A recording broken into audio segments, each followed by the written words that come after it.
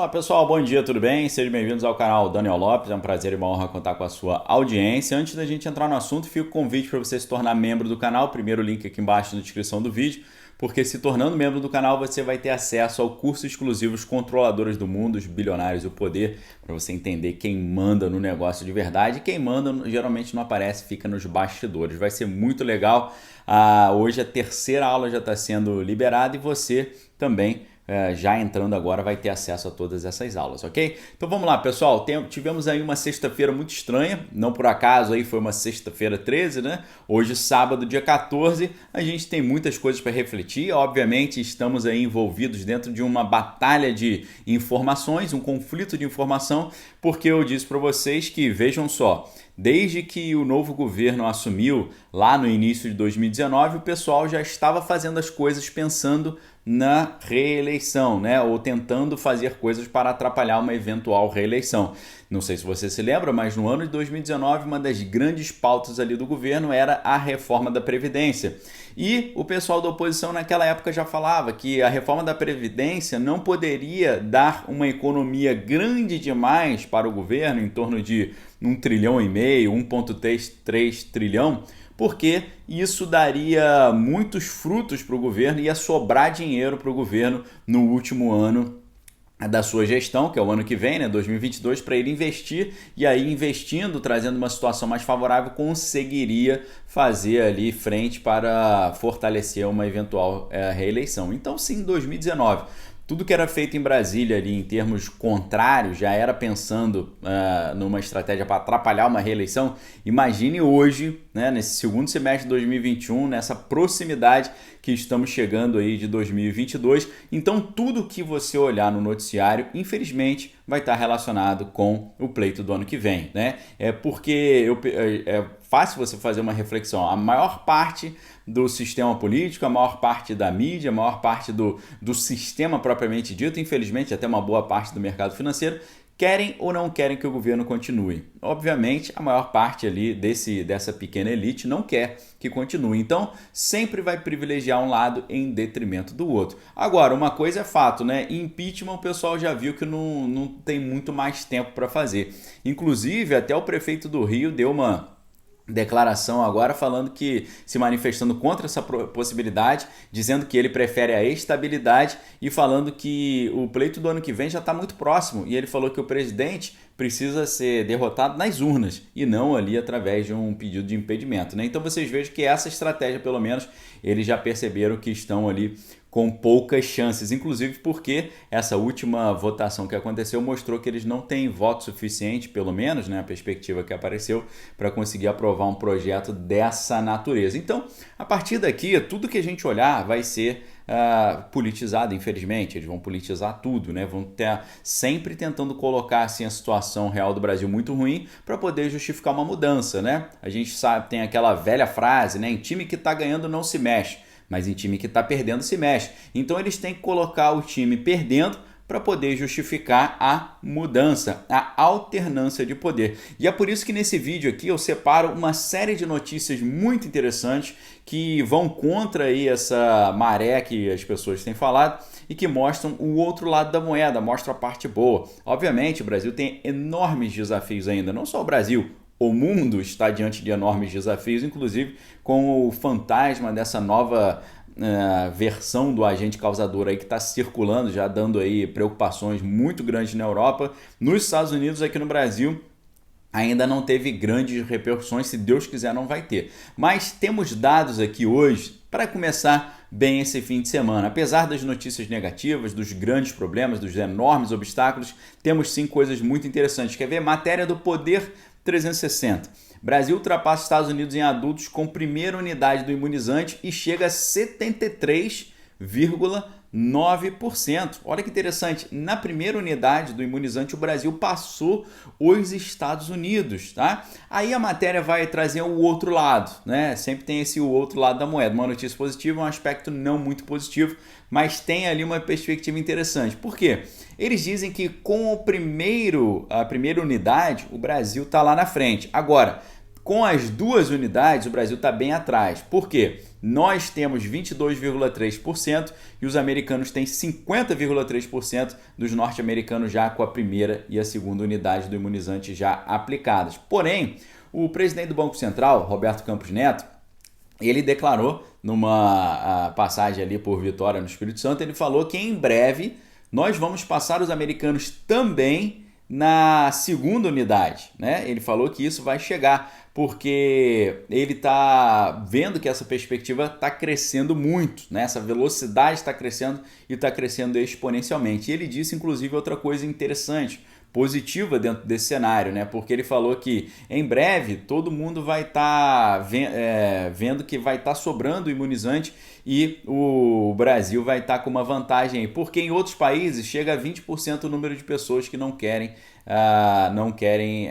tomar. Já no Brasil o número é bem menor, é 6%. Então ele disse que a velocidade aqui vai acelerar muito e a gente vai passar os americanos também com relação à segunda unidade. Vejam, uma matéria importantíssima, o Brasil passando os Estados Unidos, e eu tenho certeza que isso não vai ganhar grande destaque no cenário, mas aqui no canal Daniel Lopes você sempre vai ver essa informação. E aí as informações que vêm sobre a crise sanitária também são muito positivas, e é claro que isso preocupa muito a oposição, porque eles capitalizam em cima do quanto pior melhor. Como eu disse para vocês, time que está ganhando não se mexe. Então, se o time estiver ganhando, ninguém vai querer mexer, mas se estiver perdendo, as pessoas vão querer mexer. Está perdendo ou está ganhando? Com relação à crise sanitária, tem melhoras muito interessantes aqui. Matéria da Agência Brasil, óbitos caem 8% e casos 5%, informa boletim epidemiológico.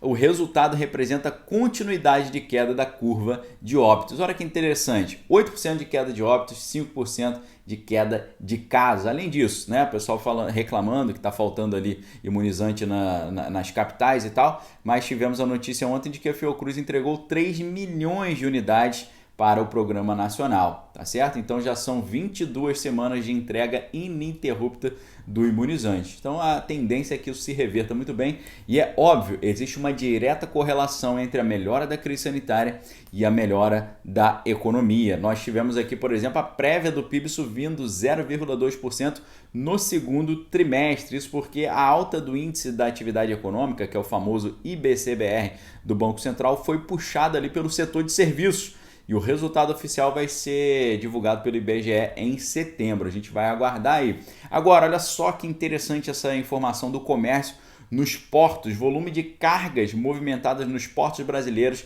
cresce 9,4%. O resultado foi divulgado pela Agência Nacional de Transportes Aquaviários na quinta-feira. Além disso, uma matéria aqui do Cristiano Romero no Valor Econômico, muito interessante, falando sobre uma revolução nos portos, porque depois do Porto do Espírito Santo, o Porto de Santos pode ser 100% privatizado em 2022. E segundo especialistas, essa desestatização do Porto de Santos deve gerar investimentos na ordem de 10 bilhões de reais. Olha que maravilha. Modelagem dessa privatização do Porto de Santos deve incluir a construção da ponte Santos-Guarujá. Isso vai dinamizar muito ali o transporte nesse importante litoral de São Paulo.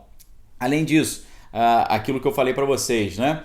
Desde 2019 o pessoal já estava preocupado de não aprovar uma reforma da Previdência com um dinheiro muito grande sobrando, porque eles saberiam que no último ano do governo sobraria dinheiro para investir em projetos sociais, e isso daria uma forte potência ali eleitoral para o governo. A gente está vendo agora, né, a matéria também aqui do Valor, orçamento vai ter 50 bilhões de reais para programas sociais, né? O imposto inflacionário vai ser usado ali para fins eleitorais, né? No final das contas, o pessoal acha que a inflação, o aumento dos preços é algo totalmente negativo para a imagem do governo, é muito negativo para todos nós, é muito negativo principalmente para a população menos favorecida e é muito negativo também para o governo. Porém, com a alta da inflação, aumenta a margem para poder investir nisso aí, poder se dedicar aos projetos sociais. Além disso, né, outra grande esperança ali do pessoal do Quanto Pior Melhor para poder mudar o time perder, né, fazer essa mudança, é a esperança da seca, trazendo aí a necessidade de um racionamento de energia, um aumento do valor da energia elétrica, né, que é um problema também que a gente está enfrentando. Agora, chuvas no Grande Recife abastecem barragens da região, né? Essa semana ali na região metropolitana e na Zona da Mata, abastecer os reservatórios lá da região. Graças a Deus, hoje também temos visto aí nesse sábado, ontem também na sexta-feira, um dia de chuvas aí pelo Brasil, né? Além disso também, olha que interessante, a atividade econômica avançou 1,14% em junho, aponta o Banco Central. Esse resultado veio acima da mediana de estimativas que estava sendo projetada ali pelo Valor Data, que era de uma alta de 0,5%.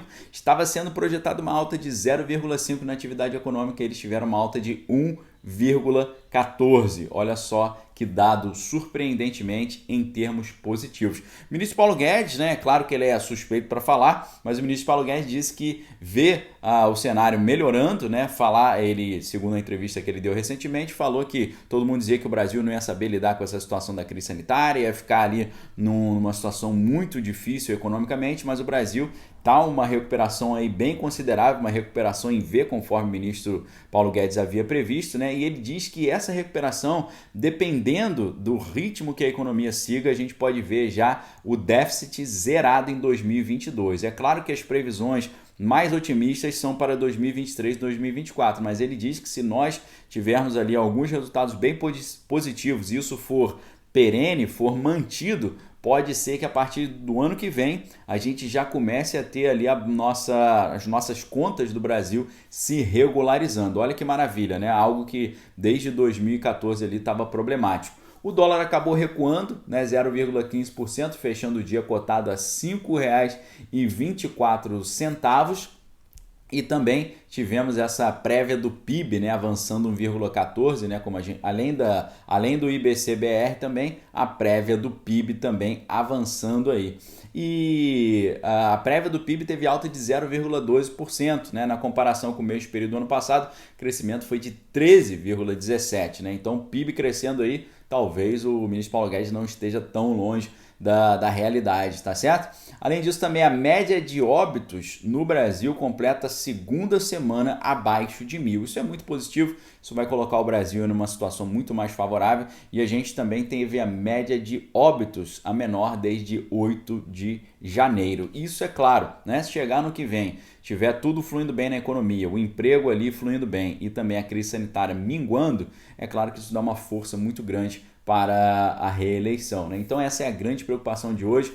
Você hoje tem que ler o noticiário, tem que ler tudo que está acontecendo sempre com esse filtro, com essas lentes do pleito do ano que vem. Infelizmente, tudo que for falado vai ser falado dentro desse cenário, dessa importante disputa que teremos aí no ano que vem a partir de outubro, ok? Pessoal, essas são as notícias mais interessantes que eu separei para vocês nesse início de sábado. Deixa um forte abraço, fique com Deus, amém todas as coisas, retém que é bom e venha se tornar membro aqui do canal, apenas ali um pequeno valor de acho que R$11, você tem acesso a esse curso, Os Controladores do Mundo, os Bilionários e o Poder. Você vai mergulhar profundamente na estrutura para você entender quem manda na história, ok? Forte abraço, fique com Deus, amém todas as coisas, retém que é bom, tenha um excelente fim de semana. A gente se vê em breve com mais conteúdo aqui no canal Daniel Lopes. Um abração a todos, valeu!